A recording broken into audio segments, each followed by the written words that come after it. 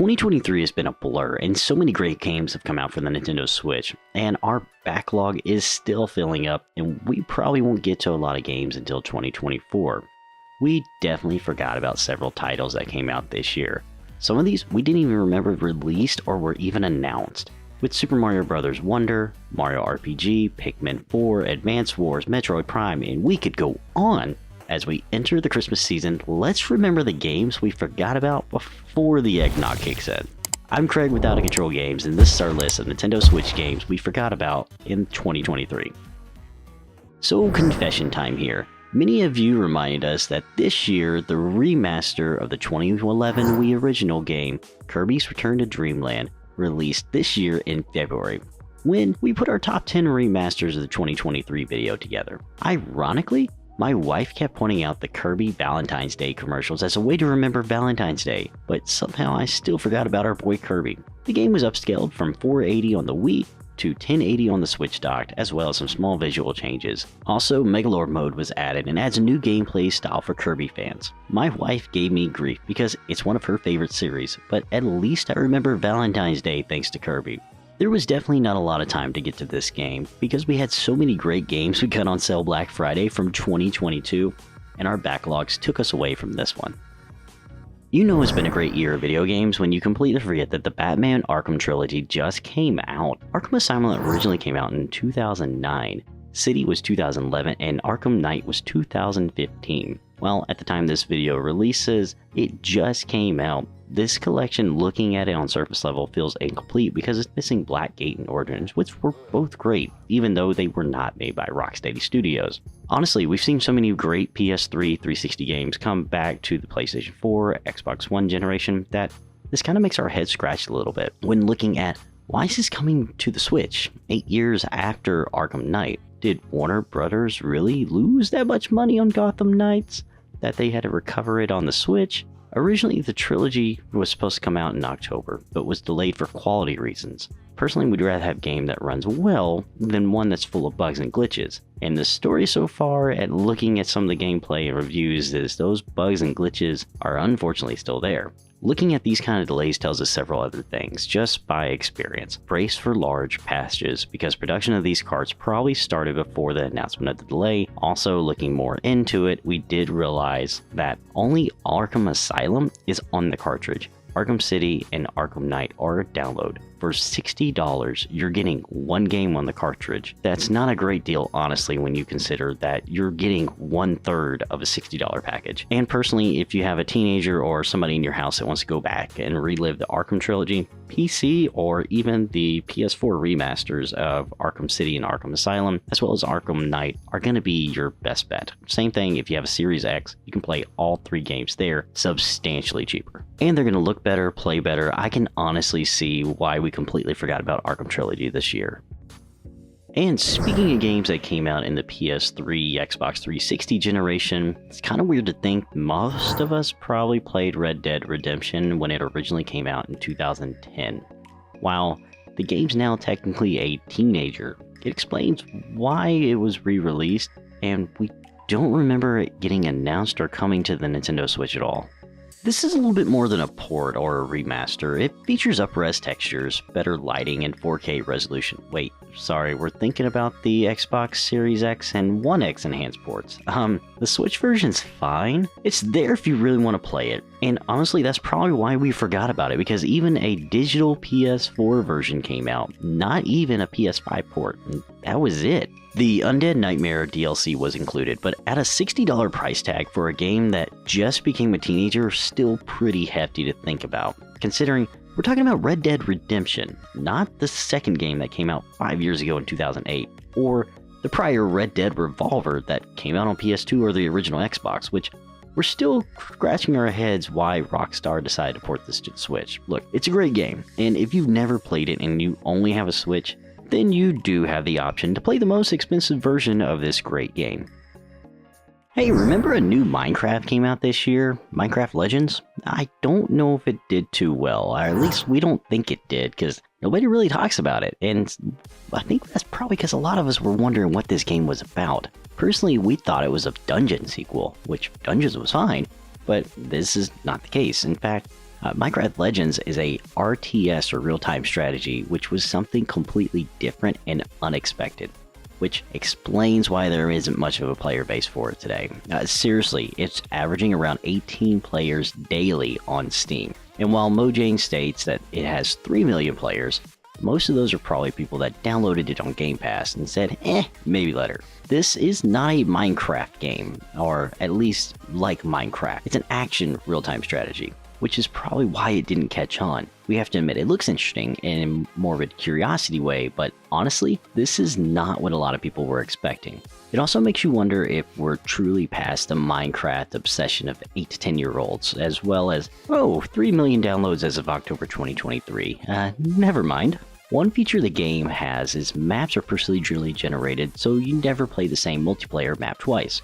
Honestly, that's the best feature we can see. It appeals to the most hardcore of Minecraft fans, and personally, if you're a fan of StarCraft, Star Wars Galaxy of War, or Command & Conquer, and you're looking for something with a little bit more action like Minecraft, well, here you go. While consciously we knew Fire Emblem Engage came out in 2023, it definitely doesn't feel like it did. Probably because this game leans harder into classic Fire Emblem gameplay. It also released super early this year in January, which is another reason we probably forgot about it. Honestly, it's a great game and cuts the Persona-y aspects of Three Houses. There's no multiple endings to worry about, romancing options are limited, and you don't have children like you do in Fire Emblem Awakening. It was great to see a more straightforward Fire Emblem, but was criticized for not being Three Houses by some critics. Personally, we enjoyed it just the same because of the return to chapter by chapter gameplay, and it cut out a lot of micromanaging that turned Three Houses into Fire Emblem Persona. Which I loved Persona 5 and even went as far as the Platinum Persona 5 Royal, but Three Houses was definitely a grind to get through all 4 endings. If you haven't had a chance to pick this game up, do so. It was one of our favorite games during the early part of the year, actually more summers actually when we got around to it. And that also means that there were so many great games this game ended up in our backlog, which is a shame because I really wish we could have gotten to it earlier. So yeah, new WarioWare came out this year, and it was probably overshadowed by the GBA game that released on the Switch Online service. It was pretty well reviewed compared to Get It Together, and has more party modes as uses Joy-Cons well. While we haven't picked it up personally, it hasn't even been remotely on our radar. That's probably because we were burnt out from WarioWare Smooth Move.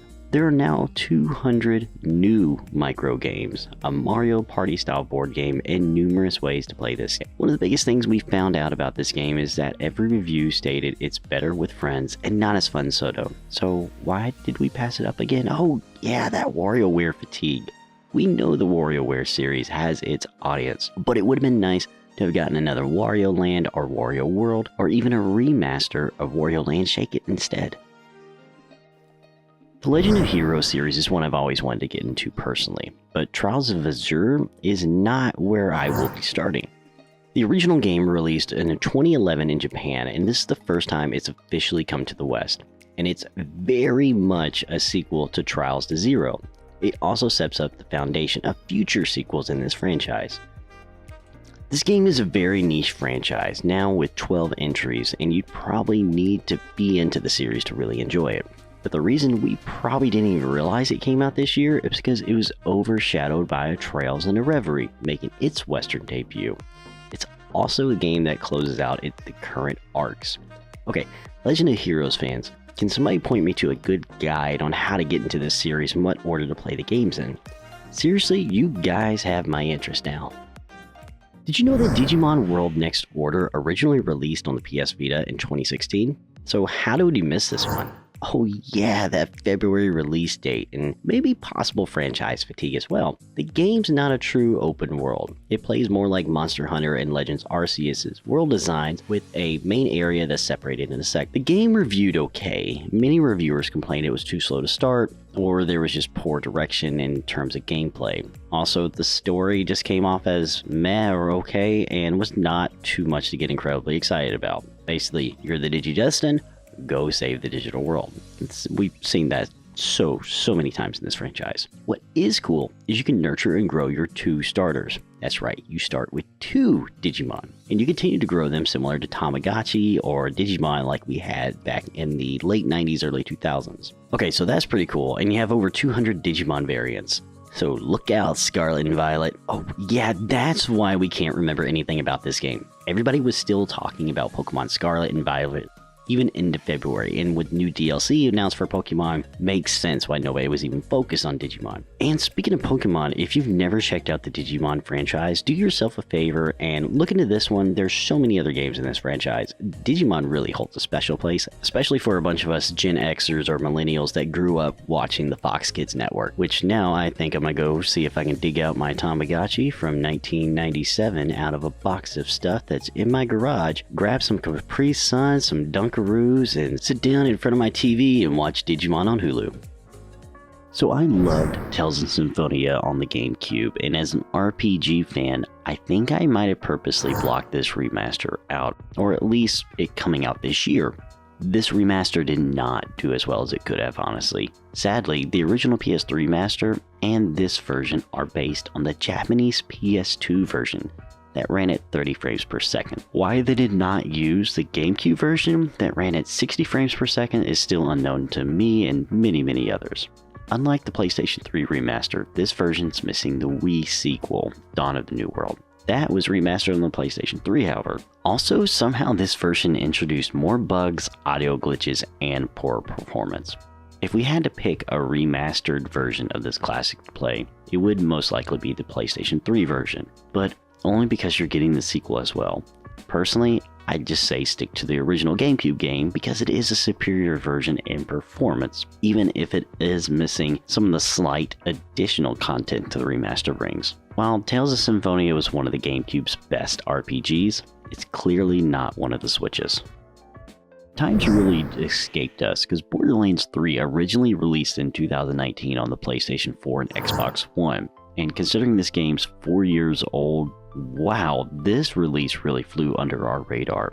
That's probably just one of the reasons we really didn't pay attention to it this year. The game released at $60, which is steep for a 4-year-old game, but it does include all of the DLC. While the game did review fairly and receive decent review scores, a lot of compromises were made.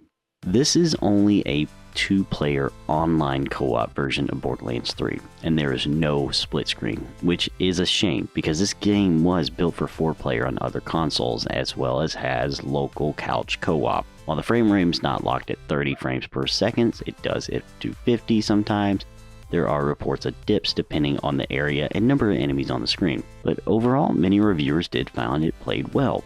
And it definitely looks like somebody went on their PC and put every single setting on low, no VSync, and there's definitely changes in this game like draw distance, lighting effects, and special particle effects. Everything looks like it was compromised. With every review that we found in person discussed this game, they all said 2 things. Play this in handheld, because the Switch version does not look or play well on a TV. And if you haven't already played it and you do not own a console and you absolutely must play it, wait for it to go on sale. Much like the Batman Arkham Trilogy, there are better versions of this game out there to play for much cheaper. Oh yeah, this came out this year. The game nobody asked for with the horse head guy on the cover. Yeah, now it's coming back. Everybody 1-2 Switch was a stealth drop that came and went, and we saw it for $9 on Black Friday. Yeah, this game wasn't good. The game doesn't just use your Joy-Cons, but also uses smartphones for its gameplay. There's only 17 minigames for you to play versus the first game's 28. There's also variants of each individual game. So maybe that's why it was a $30 budget title when this game launched. Personally, watching the footage and hearing reviews, I think we're just going to stick to Mario Party, which is definitely why I haven't even thought about this game at all. There were so many great games this year, and honestly, none of these were even close to being on our radar. But if you did get a chance to play them, let us know what you think of them. Looking back, what games did you forget released this year? Let us know in the comments, and if you like this video, feel free to drop a like and subscribe for even more great Nintendo Switch content coming soon and into 2024. We get it, life, kids, work, all of it is out of control enough. don't let your gaming or this year's holidays be.